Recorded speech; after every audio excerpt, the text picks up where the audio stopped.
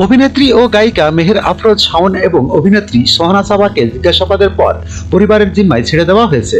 শুক্রবার ৭ ফেব্রুয়ারি বিকেলে DMP media and public relation বিভাগের উপ police commissioner DC Mohammad Talebur Rahman গণমাধ্যমকে বিষয়টি নিশ্চিত করেছেন। তিনি জানান, ডিবি কার্যালয় থেকে আফরোজ শাওন এবং অভিনেত্রী সোহানা সাবাকে জিজ্ঞাসাবাদ শেষে নিজ নিজ পরিবারের জিম্মায় ছেড়ে দেওয়া হয়েছে।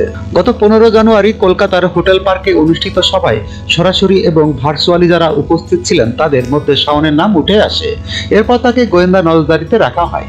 এরপরই বৃহস্পতিবার ৬ ফেব্রুয়ারি সন্ধ্যা ৭টার দিকে এই অভিনেত্রীকে রাষ্ট্রবিরোধী ষড়যন্ত্রের অভিযোগে নিজেদের হেফাজতে নেয় ঢাকা মহানগর গোয়েন্দা ডিবি পুলিশ।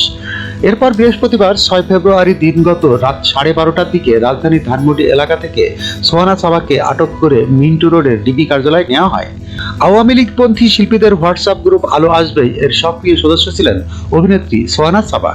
ডিবি সূত্রে জানা যায়, অভিনেত্রী শাওনের পর সোহানা সাবা নজরদারিতে ছিলেন। তার বিরুদ্ধে দেশবিরোধী ষড়যন্ত্রের অভিযোগ রয়েছে। ASBD 24, সত্য প্রকাশে প্রতিশ্রুতিবদ্ধ। চ্যানেলটি সাবস্ক্রাইব করুন।